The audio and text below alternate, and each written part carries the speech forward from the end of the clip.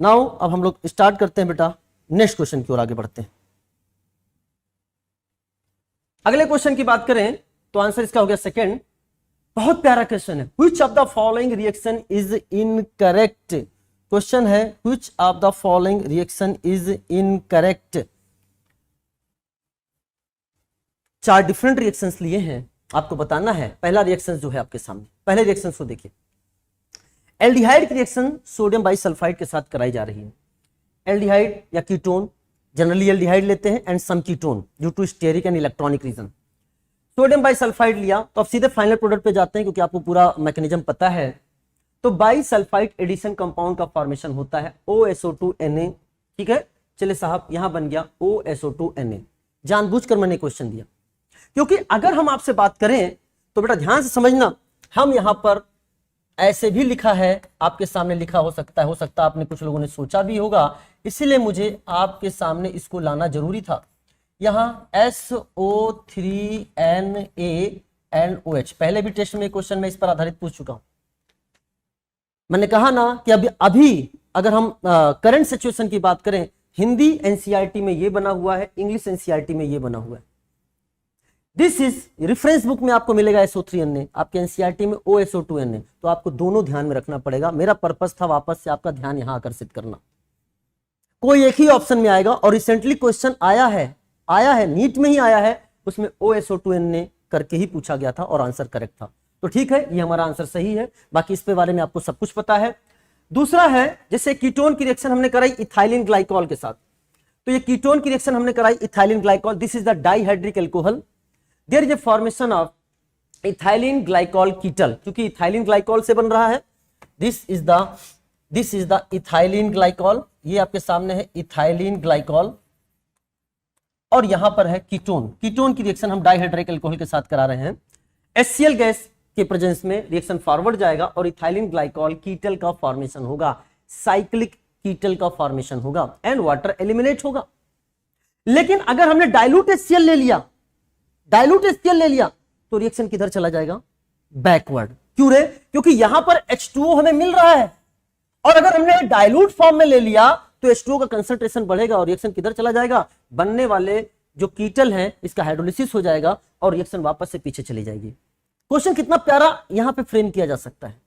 हम ऊपर लिख सकते हैं डाइल्यूट HCl और नीचे लिख दिया हमने HCl गैस। लो, क्वेश्चन कितना प्यारा क्वेश्चन बन गया, फिर आंसर गलत हो जाता। तो इसमें यह भी ध्यान रखना है, फॉरवर्ड ले जाने के लिए HCl गैस वाटर नहीं होना चाहिए, या ड्राई HCl, आप यहां पे ड्राई HCl भी लिख सकते हो। लेकिन डाइल्यूट HCl लिया तो कैसा जाएगा? ये बैकवर्ड। चलिए साहब, यानी ये भी आपका आंसर उसने पूछा है इनकरेक्ट, ये आपका है करेक्ट, ये भी आपका है correct. Now the third, alcohol की रिएक्शन NaCl के साथ कराई और बन रहा है RCl। बहुत प्यार से समझना इस क्वेश्चन को, 2 तरीके से इसको हम समझा सकते हैं, आपको समझना। पहला, एल्कोहल खुद में क्या है? एल्कोहल खुद में क्या है? एक न्यूक्लियोफाइल है, और न्यूक्लियोफाइल को रिएक्शन करने के लिए क्या चाहिए? इलेक्ट्रोफाइल चाहिए। Na+ जो है, Na+, बहुत ध्यान समझना, Na+ आपका इलेक्ट्रोफाइल नहीं होता। Na+ आपका इलेक्ट्रोफाइल नहीं है। एंड प्यारे बच्चों, जो आपका Cl- है, ये आपका न्यूक्लियोफाइल है, एंड न्यूक्लियोफाइल आपस में रिएक्शन नहीं करेगा, तो यानी ये रिएक्शन फिजिबल नहीं है। या फिर ऐसे भी कर सकते हो कि जो ROH है, यहां कौन से बॉन्ड को तोड़ने की बात हो रही है प्यारे बच्चों? यहां RO बॉन्ड को तोड़ने की बात हो रही है, RO बॉन्ड को तोड़ने की बात हो रही है। And this is the poor leaving group, ये आपका पुअर लिविंग ग्रुप है, और पुअर लिविंग ग्रुप ऐसे नहीं निकलेगा, इसे करना पड़ेगा प्रोटोनेशन। अगर आप इसका प्रोटोनेशन करते हैं, बहुत ध्यान समझना, अगर आप इसका प्रोटोनेशन करते हैं तो प्यारे बच्चों ये आपका ROH2+, now this is a good leaving group. अब ये बॉन्ड टूटने के लिए तैयार है, तो यहां पर तो ऐसा कुछ है ही नहीं प्रोटोनेशन करने के लिए। तो इससे ये क्लियर होता है, या तो प्रोटोनेट करो, या फिर कोई लुईस एसिड भी ले सकते हो, मतलब इसको हम गुड लिविंग ग्रुप बनाने की बात कर रहे हैं। इस ऑक्सीजन पे पॉजिटिव चार्ज क्रिएट कर दो, ऑक्सीजन पे पॉजिटिव चार्ज क्रिएट कर दो, बॉन्ड आसानी से टूट जाएगा। एंड एल्कोहल, याद रखना एल्कोहल मैं लिख रहा हूं यहां पे ROH जो है ये आपका क्या है, दिस इज द न्यूक्लियोफाइल, लेकिन ROH2 plus protonated alcohol is a electrophile. NCERT की लाइन है बेटा, एनसीईआरटी की लाइन है। तो हमें H प्लस का सोर्स लेना पड़ेगा। अब H प्लस का सोर्स क्या क्या ले सकते हैं, H प्लस का सोर्स क्या क्या ले सकते हैं, बहुत ध्यान से समझना। हम यहां ले सकते हैं कंसंट्रेटेड H2SO4 ले सकते हैं, हम यहां ले सकते हैं कंसंट्रेटेड H3PO4 ले सकते हैं। लेकिन याद रखना अगर हमने यहां पर ले लिया NaI एंड KI ले लिया, तो NaI KI के केस में पहले भी क्वेश्चन आपसे पूछा जा चुका है, इसके केस में बेटा कंसंट्रेटेड H2SO4 नहीं लेना है, इसके केस में लेना है कंसंट्रेटेड H3PO4 लेना है। बिकॉज कंसंट्रेटेड H2SO4 जो है, कंसंट्रेटेड H2SO4 है वो यहां पर स्ट्रॉन्ग ऑक्सीडाइजिंग एजेंट की तरह काम करेगा, और यहां पर क्या बनेगा, जो प्रोडक्ट बन के आएगा that is there is formation of I2 का फॉर्मेशन हो जाएगा। और अगर H3PO4 लेंगे तो यस यहां देयर इज फॉर्मेशन ऑफ क्या हो जाएगा, there is formation of RI। तो ये भी ध्यान में रखना है। वापस से रिवाइज कर दिया, आपके एनसीईआरटी का लाइन है, वापस से रिवाइज कर दिया कि NaI और KI के समय में I माइनस जो होता है स्ट्रॉन्ग रिड्यूसिंग एजेंट है, H2SO4 के साथ रिएक्शन करके HI बनाएगा। HI क्या करेगा बेटा, वापस सुनना, क्या फॉर्मेशन कर देगा, H2SO4 के साथ रिएक्शन करके I2 में चेंज हो जाएगा, रिडॉक्स रिएक्शन।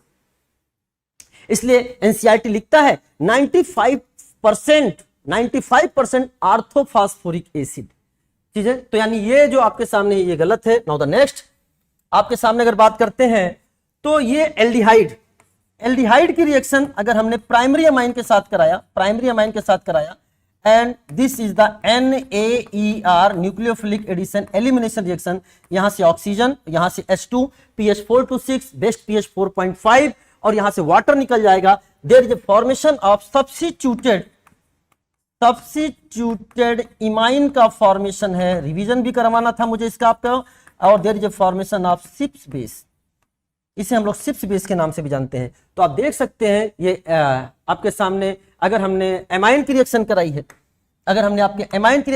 है, यहां मैंने ले लिया RNH2 और इसके सामने ध्यान, इसकी रिएक्शन किससे करा दें, चाहे आप रिएक्शन करा दीजिए एल्डिहाइड के साथ और चाहे रिएक्शन इसकी करा दीजिए आप कीटोन के साथ। बहुत ध्यान समझना, चाहे आपने इसकी रिएक्शन करा दी एल्डिहाइड के साथ और चाहे इसकी रिएक्शन करा दी कीटोन के साथ, there is a formation of substituted imine. इसे क्या बोलते हैं, सिप्स बेस के नाम से जानते हैं, तो मुझे पूरा विश्वास है कि इससे आपको चीजों को सीखने को मिला होगा। एक बार रिवीजन हो गया होगा, एग्जाम बहुत पास आ रहा है, चीजें रिवाइज हो रही हैं। तो ये जो आपके सामने आंसर है, दिस आंसर इज करेक्ट।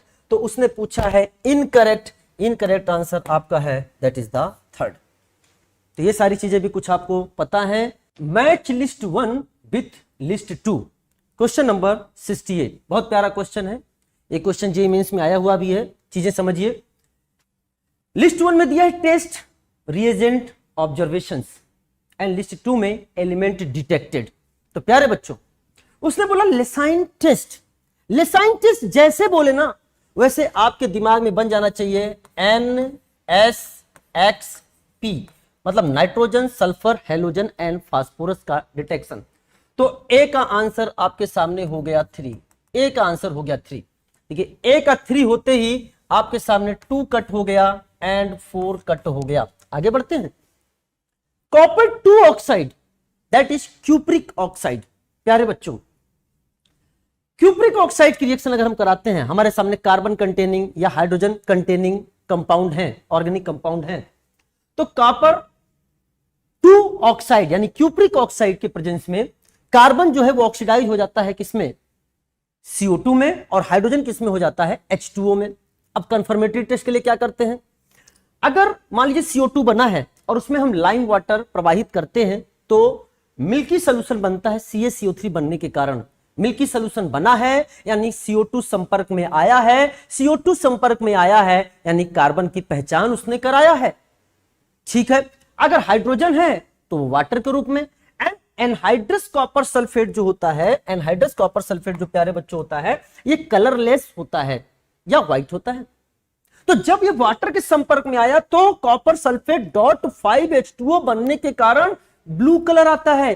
क्या है, क्या बनना, इसे क्या बोलते हैं? This is called blue vitriol.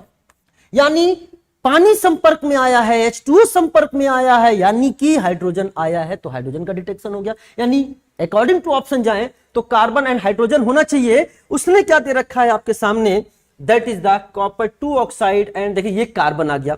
तो यानी आपके सामने प्यारे बच्चों बन चुका है बी के साथ जाएगा 1, बी के साथ जाएगा 1, बी के साथ 1 एंड बी के साथ 1। अभी कहानी आगे बढ़ानी पड़ेगी। चलिए साहब, सिल्वर नाइट्रेट AgNO3 आपके सामने यहां पर है AgNO3। जब हमने लेसाइन सोल्यूशन बनाया तो NaX, जब हम हेलोजन को टेस्ट करते हैं तो किस फॉर्म में? NaX के फॉर्म में। नाइट्रोजन किस फॉर्म में? NaCN के फॉर्म में। यानी कार्बन होना जरूरी है ऑर्गेनिक कंपाउंड में, तभी NaCN बनेगा। यानी NH2 को लेसाइन टेस्ट के द्वारा क्यों? क्योंकि उसमें कार्बन नहीं है तो NaCN नहीं बनेगा। सल्फर है तो Na2S के फॉर्म में। हम यहां हेलोजन की बात कर रहे हैं तो AgNO3 के साथ रिएक्शन किया और प्रेसिपिटेट का फॉर्मेशन हुआ AgX का। यही प्रेसिपिटेट हेल्प करेगा आइडेंटिफिकेशन। अगर व्हाइट प्रेसिपिटेट बना है and that precipitate soluble in NH4OH, यानी हमें पता चल चुका है वो क्या है? AgCl। और AgCl है यानी यहां से पता चला किसके बारे में बात हो रही है, कौन सा हेलोजन आइडेंटिफाई हो चुका है? That is the chlorine. अगर आपके सामने पेल येलो प्रेसिपिटेट का फॉर्मेशन हो रहा है and sparingly soluble in NH4OH यानी AgBr बना है, यहां हमें पता चलता है Br के बारे में। अगर येलो प्रेसिपिटेट बनता है, अच्छा येलो प्रेसिपिटेट और पेल येलो प्रेसिपिटेट में आसानी से हमारी आंखें अगर डिफरेंशिएट नहीं कर पाती हैं, हमें सेकंड स्टेप बढ़ना होता है। अगर NH4OH में स्पेरिंगली सॉल्युबल है तो AgBr, और अगर NH4OH में इनसॉल्युबल है तो AgI बना होगा। तो यहां से हमें आयोडीन के बारे में पता चल गया। तो क्या हमने AgNO3 के मदद से हेलोजन के बारे में पता कर लिया? यस। तो यहां से हमें किसके बारे में पता चल चुका है? स्पेसिफिकली हेलोजन के बारे में पता चला है। तो अगर हम ऑप्शन में जाएं तो हमको दिख चुका है that is the silver nitrate 4, that is specifically halogen. The sodium fusion extract gives black precipitate with acetic acid and lead acetate। तो प्यारे बच्चों आप देख सकते हैं यहां पर कि आपके सामने आ चुका है ये, हमने वो सल्फर किस फॉर्म में? Na2S के फॉर्म में। लेड एसीटेट के साथ रिएक्शन हुआ and there is a formation of black precipitate of PbS, यानी सल्फर का डिटेक्शन होता है। तो आपके लिए डी आंसर जो है वो मैच होगा 2 से। तो C का 4 एंड प्यारे बच्चों यहां C का 2 है, यहां C का 4 है, तो यहां से ये आंसर हमारा यहीं पर करेक्ट हो चुका था। ये आंसर हमारा क्या था? रॉन्ग था। बाकी आगे का तो समझ में आ रहा है, D का 2, तो आंसर हो जाएगा D का 2। तो इस क्वेश्चन से थ्रू वापस से लेसाइन टेस्ट को रिवाइज कराने की हमारी कोशिश थी। आप इसको जरूर रिवाइज करना और चीजें सपोर्ट में आपके सामने हैं। चलिए साहब, तो इसका आंसर हमने आपके सामने टिक कर दिया, that is the 3। Now the next question, the compound which show metamerism. बहुत प्यारा क्वेश्चन है बेटा, ये PYQ का क्वेश्चन है, नीट में आया हुआ क्वेश्चन है, लेकिन इतना प्यारा क्वेश्चन है कि जब भी चाहे वो माइनर टेस्ट हो चाहे मेजर टेस्ट हो, इस क्वेश्चन को देने का बड़ा मन करता है। तो एक बार हम इस क्वेश्चन को आपके सामने लेकर आए हैं, the compound which show metamerism. अब ये क्वेश्चन वही बच्चा कर सकता है जिसको मेटामेरिज्म के बारे में चीजें पता है। क्या होता है metamerism? It arises due to different alkyl chain on either side of the functional group. पहली बात, ये मोनोवैलेंट फंक्शनल ग्रुप के लिए एप्लीकेबल नहीं है, ये बाईवैलेंट या ट्राईवैलेंट यानी पॉलीवैलेंट फंक्शनल ग्रुप के लिए एप्लीकेबल है, ये हमें ध्यान रखना है। तो ऐसे फंक्शनल ग्रुप जो पॉलीवैलेंट होते हैं, बाईवैलेंट या ट्राईवैलेंट एक्सेट्रा, उन्हीं के लिए ही एप्लीकेबल है। तो ये बात आपको ध्यान रखना है। चलिए साहब, तो यानी कुल मिलाकर क्वेश्चन की ओर देखें तो पहला ऑप्शन कहता है C5H12। ये क्या है? दिस इज द एल्केन, और एल्केन आपके मेटामेरिज्म शो नहीं करते। एल्केन एंड एल्कीन आपके मेटामेरिज्म शो नहीं करते। C3H8O की बात करें तो इसका जो DU निकालोगे बेटा, इसका DU आपके सामने आएगा 0। DU0 के साथ 1 ऑक्सीजन। चलिए साहब, C3H6O की बात करें तो यहां पे आपके सामने आया Du इज इक्वल टू 1 और इसके सामने क्या है 1 ऑक्सीजन। C4H10 की बात करें तो ये है Du इज इक्वल टू 0 और यहां पे सामने है 1 ऑक्सीजन। तो Du0 1 ऑक्सीजन, Du0 1 ऑक्सीजन, 2 और 4 दोनों हैं अल्कोहल या ईथर के बारे में बात करते हैं। अल्कोहल आपका मेटामेरिज्म शो नहीं करता तो हमें ईथर के बारे में बात करनी है। और 3 कार्बन का ईथर मेटामेरिज्म शो नहीं करता, बिकॉज अगर आप बनाने की भी कोशिश करेंगे तो आपने ये बनाया और आपने ये बनाया, बेटा ये आपस में क्या है, होमोमर है। होमोमर या हमने बोल दिया ये क्या है, दिस इज द आइडेंटिकल। तो ये मेटामेरिज्म शो नहीं करेंगे। यहां पे अगर हम बात करते हैं Du1 and 1 ऑक्सीजन से, अगर हम सिंप्लीफाइड वर्जन में आगे बढ़े तो हम केवल एल्डिहाइड और कीटोन की बात करेंगे। यहां पे आप ट्राई करके देखना, कीटोन के लिए अगर हम बात करें तो कीटोन के लिए क्या 3 कार्बन का कीटोन मेटामेरिज्म शो करेगा? नहीं करेगा। अरे हम तो कह रहे 4 कार्बन का भी नहीं करेगा। कीटोन तो 4 कार्बन का भी नहीं करेगा। देखो डिफरेंट एल्काइल आप नहीं बना सकते, किसके थ्रू? पॉलीवेलेंट फंक्शनल ग्रुप के थ्रू। तो कीटोन के लिए अगर हम बात करें, कीटोन के लिए बात करें तो आपके सामने minimum 5 carbon, minimum 5 carbon required, 5 carbon का होना चाहिए। अगर हम बात करते हैं C4H10O तो हमें पहले पता है कि अल्कोहल के बारे में हमें नहीं सोचना है, हमें किसके बारे में सोचना है? ईथर के बारे में। तो 4 कार्बन का ईथर अगर आप बनाते हैं, एग्जाम्पल नंबर 4 की ओर जा रहे हैं, तो आपके सामने आपने 4 कार्बन का ये बनाया, दूसरा आप ये बना सकते हैं, या आपने 4 कार्बन का ईथर ये बनाया और दूसरा ये बना सकते हैं। ये आपके पेयर मेटामर शो करेंगे। ये आपस में मेटामर शो कर रहा है, ये आपस में मेटामर शो कर रहा है। तो आंसर हमारा क्या हो गया? This is the 4 is the answer. Clear हो गया बच्चों? चलिए सही है, बहुत प्यारा क्वेश्चन है, चीजों को समझिएगा। हमें इससे भी पता चलता है कि हमें पॉलीवेलेंट फंक्शनल ग्रुप के बारे में बात करनी है। ठीक है, चलिए साहब, नाउ द नेक्स्ट क्वेश्चन। ये आपके एनसीईआरटी की लाइन है। For example C4H10O represents methoxy propane and ethoxy ethane. ये आपस में क्या है? Metamer. Match the examples given in column 1 with the name of the reaction in column 2। NCERT का पूरा रेफरेंस आपके सामने यहां लिखा हुआ है, जहां जहां से क्वेश्चंस उठाए गए हैं। पहले क्वेश्चन तो बहुत आसान है, तो आसानी से ऑब्जर्वेशन कर सकते हो। ये एसिड हेलाइड है, एसिटाइल क्लोराइड है या एसाइल हेलाइड हो। तो एसिड हेलाइड की बात करें तो H2PdBSO4, this Cl is replaced by hydrogen and this reaction is called as Rosenmund reduction. तो 1 का आंसर हो जाएगा E। 1 का आंसर हो जाएगा E, यानी 1 का E, 1 का E। यहां पर दोनों, यानी ये दोनों ऑप्शन तो आपके कट गए, लास्ट वाले तो देखने नहीं। दिस इज द बेंजल्डिहाइड की रिएक्शन जब NaOH और हीट कराई जाती है। ऐसे एल्डिहाइड जिसके पास अल्फा H नहीं है और वो एल्कली के प्रेजेंस में हीट करा दी जाती है, रिएक्शन होता है कैनिजारो रिएक्शन। Cannizzaro reaction. और ये अगर एक ही तरह का एल्डिहाइड है विदाउट अल्फा हाइड्रोजन वाला तो वो सेल्फ रिडॉक्स रिएक्शन होता है, डिसप्रपोर्शनेशन रिएक्शन होता है। तो यहां पर देखिए, एक मॉलिक्यूल का oxidation to the acid salt और दूसरे का रिडक्शन टू अल्कोहल, यानी कुल मिलाकर जो सेकंड ऑप्शन है वो जा रहा है डी के साथ, 2D के साथ, कैनिजारो रिएक्शन। Cannizzaro reaction. और अगर डिफरेंट एल्डिहाइड है जैसे formaldehyde and benzaldehyde, this is a redox reaction. And जो मोर रिएक्टिव है towards NAR nucleophilic addition reaction, that is formaldehyde is more reactive than benzaldehyde towards NAR nucleophilic addition reaction. जो ज्यादा reactive है उसका oxidation to acid salt और जो कम reactive है that is reduction to the alcohol. Is it clear? ये चीजें आपकी रिवीजन हो गई हैं।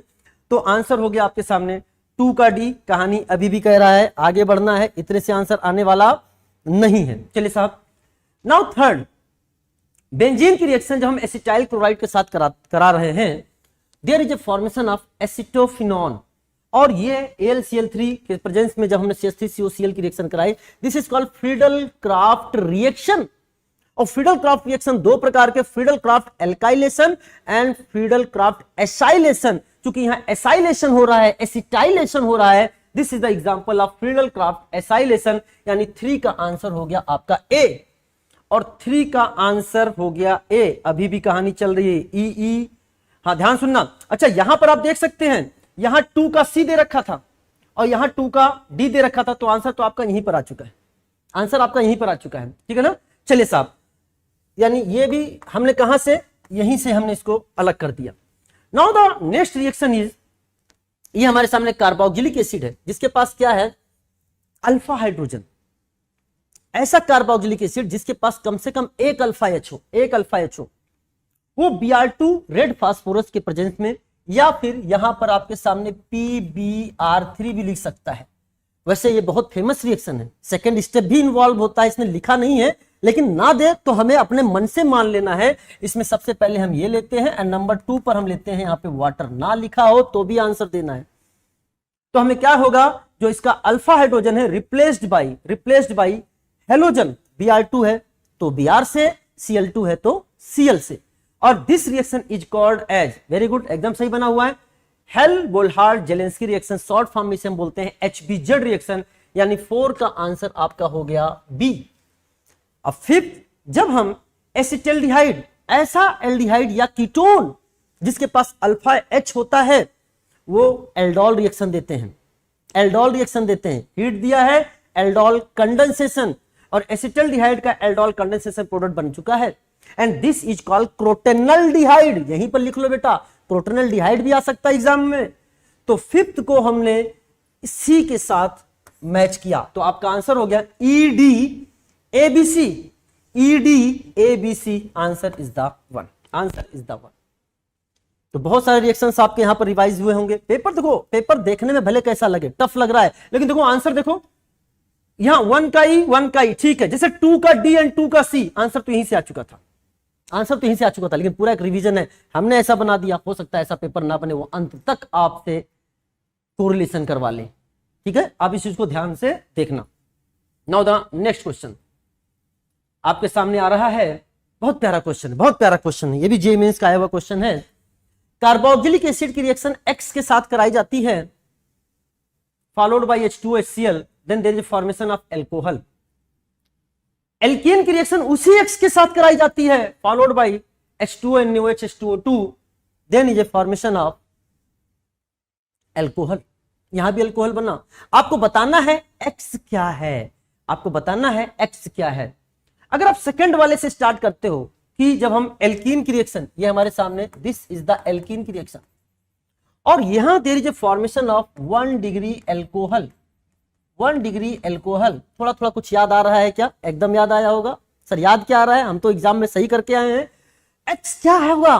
क्या आपको हाइड्रोबोरेशन ऑक्सीडेशन, हाइड्रोबोरेशन ऑक्सीडेशन याद आया? Product is like anti Markovnikov of addition of water और एलिमेंट ऑफ वाटर। प्यारे बच्चों, यानी X जो है यहां पर B2H6 है, ये तो क्लियर हो गया। क्या B2H6 कार्बोक्सिलिक एसिड को एल्कोहल में रिड्यूस कर सकता है? यस, कर सकता है, किया है, सामने देखिए, मास्टर ने पूरी मेहनत करी है आप लोगों के लिए। डिस्कशन से पहले पूरा होमवर्क किया है कि अपने बच्चों को वो सारी चीजें पहुंचाऊं, वो सारी चीजें रिवाइज कराऊं, क्योंकि अगर आप ये वीडियो देख रहे हैं तो ये वन शॉट की तरह वीडियो हो और आपकी सारी चीजें क्लियर हो। Carboxylic acid are reduced to primary alcohol by lithium aluminium hydride. ठीक है, पढ़ा है, लिथियम एल्युमिनियम हाइड्राइड के साथ प्राइमरी अल्कोहल में गया। एक चीज और याद रखना, लिथियम एल्युमिनियम हाइड्राइड को वाटर एज ए सॉल्वेंट नहीं लेते हैं। वाटर या एसिडिक मीडियम H3O+ जो लिया है वो सेकेंड में लिया है, वाटर सेकेंड स्टेप में लिया है, पहले स्टेप में नहीं लिया है, बिकॉज वो रिएक्ट कर जाएगा, इसलिए LiLH4 के साथ हमने सॉल्वेंट लिया है ईथर। और better with diborane, this is the diborane. ऐसा क्यों भाई, बेटर विथ डाइबोरेन क्यों है? बिकॉज बेटा जो LiLH4 है ना, this is non selective reducing agent, इसे कोई फर्क नहीं पड़ता। ये क्या करता है? Polar pi bond containing polar pi bond containing functional group को रिड्यूस कर देता है। ऑक्सीजन वाले से अल्कोहल बनाएगा, नाइट्रोजन वाले से एमाइन बनेगा, और ऑक्सीजन और नाइट्रोजन दोनों हो तो भी एमाइन बना देगा।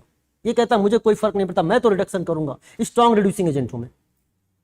लेकिन अगर हमने B2H6 लिया, मान लो मैंने यहां पर लिया होता LiLH4 और आपका मल्टी फंक्शनल ग्रुप वाला कंपाउंड होता, एस्टर भी होता, नाइट्रो भी होता, हेलो भी होता, कार्बोक्सिलिक एसिड भी होता, LiLH4 बोलता मैं सबको रिड्यूस कर दूंगा। लेकिन नहीं साहब, हमें केवल कार्बोक्सिलिक एसिड को, सेलेक्टिवली कार्बोक्सिलिक एसिड को रिड्यूस करना है, तो हम लेंगे B2H6।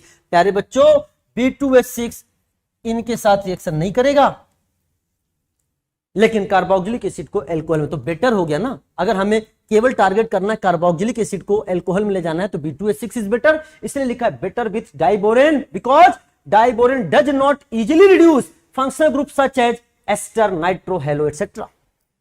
लेकिन अगर हमने NaBH4 ले लिया, sodium borohydride does not reduce the carboxylic acid, क्योंकि आपको पता है कि NaBH4 एल्डिहाइड को, कीटोन को, एसिड हैलाइड को एंड इमाइन को रिड्यूस करता है। ठीक है ना, ये सारी चीजें हमने यहां पे आपको रिवाइज करा दी है। तो हमारा जो आंसर होने वाला है, यानी यहां पे है B2H6। दोनों में कॉमन क्या हो गया बेटा? Diborane, that is the B2H6।